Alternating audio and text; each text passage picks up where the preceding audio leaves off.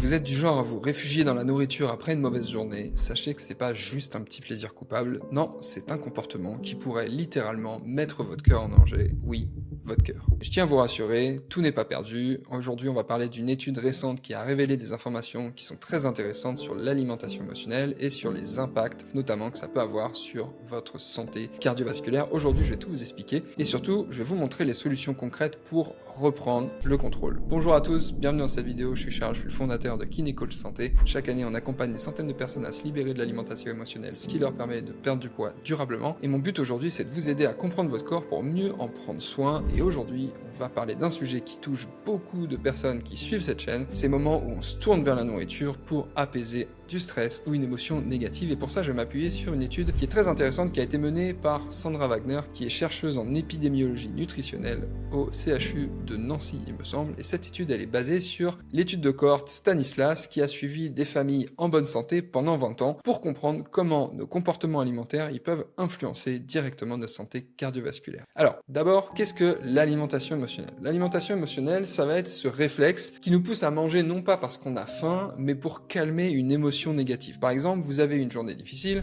et dès que vous rentrez chez vous, vous ouvrez un paquet de chips ou une tablette de chocolat pour vous sentir mieux. Et Sandra Wagner et son équipe, ils se sont intéressés à ce comportement et ils ont découvert que c'est bien plus simple qu'une mauvaise habitude. Ils ont trouvé un lien direct entre l'alimentation émotionnelle et des atteintes cardiovasculaires précoces comme la rigidité artérielle ou la dysfonction diastolique, comme on dit. C'est des signes avant-coureurs de maladies cardiovasculaires qui sont graves. Alors pourquoi ce comportement il a de tels impacts? Déjà, ce qu'il faut comprendre, c'est que tout part du stress. Quand on mange sous l'effet des émotions, on choisit souvent des aliments qui vont être hyper caloriques, comme des aliments qui vont être riches en gras, en sucre, en sel, et ces aliments, ils apportent un réconfort immédiat. Et cet effet, il est temporaire. Une fois que le stress est passé, le corps, il subit les conséquences de ces excès caloriques de manière chronique, et c'est pas juste une question de poids. Ces aliments riches en sucre, en graisse, en sel, ils affectent directement le fonctionnement de notre cœur et des vaisseaux sanguins, et à long terme, ça fatigue le système cardiovasculaire, et ça augmente le risque de maladies graves. Et la bonne nouvelle, c'est que l'alimentation émotionnelle, c'est pas une fatalité. Vous pouvez reprendre le contrôle avec des stratégies simples et efficaces. Et dans cette vidéo, je vais vous donner 3 pistes à explorer dès aujourd'hui. Concernant le stress, puisqu'il y a un lien direct entre l'alimentation émotionnelle et le stress, l'activité physique, déjà le fait de bouger, va vous permettre d'évacuer le stress. Je suis sûr que je suis pas du tout la première personne à vous parler de ça.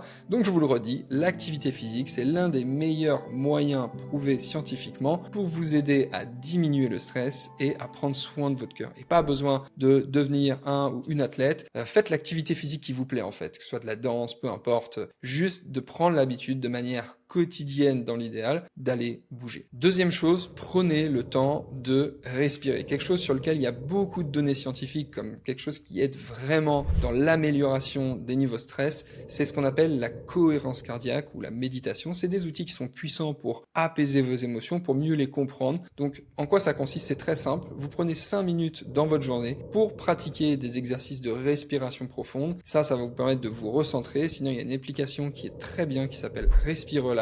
Et le principe de la cohérence cardiaque, même 5 minutes par jour, il y a vraiment des données qui montrent que juste 5 minutes par jour, ça va vous aider vis-à-vis de vos niveaux de stress. Vous prenez l'application Respire Relax. Sinon, si vous avez une montre connectée, comme par exemple celle-là, il y a une application de cohérence cardiaque dessus. Ou sinon, vous mettez juste un minuteur sur votre téléphone. Moi-même, alors que j'ai la montre, je fais juste un minuteur parfois. Vous mettez un minuteur de 5 minutes et juste vous fermez les yeux comme ça et vous écoutez votre respiration. Vous prenez une grande inspiration, une expiration et voilà. Et vous répétez ça. Et vous pouvez vous aider, ça c'est la petite technique, je sais plus où je l'avais apprise, mais c'est quelque chose qu'on partage aussi et que je le dis tout le temps aux personnes qu'on accompagne avec Kiné Coach Santé. Vous dites, quand vous inspirez, j'inspire, je sais que j'inspire. Et quand vous expirez, vous dites, j'expire, je sais que j'expire. Prenez le temps de respirer, il y a vraiment, encore une fois, beaucoup de données qui montrent que ça a un impact vraiment bénéfique. 5 minutes par jour, hein. J'insiste vraiment, je sais pas si vous vous rendez compte ce que c'est que 5 minutes dans votre journée. C'est rien du tout, il faut juste prendre le temps de le faire. Et ça peut vraiment vous aider à abaisser vos niveaux de stress. Bien sûr, ça va pas être la solution à tous vos problèmes, mais dans un premier temps, considérez vraiment la cohérence cardiaque, vous allez voir que ça va créer des effets vraiment bénéfiques. Troisième chose, alors là, je vais vous dire le truc qu'on entend à toutes les sauces, mais c'est vrai, manger en pleine conscience. Alors, je vais vous donner un peu plus de contexte, parce que juste vous dire manger en pleine conscience, ça va pas vraiment vous aider. Quand vous mangez, concentrez-vous sur vos sensations. Observez les couleurs, les textures, les saveurs, et surtout, éteignez la télé, éteignez votre téléphone, éteignez les réseaux sociaux. Posez votre téléphone, mode avion, juste connectez-vous.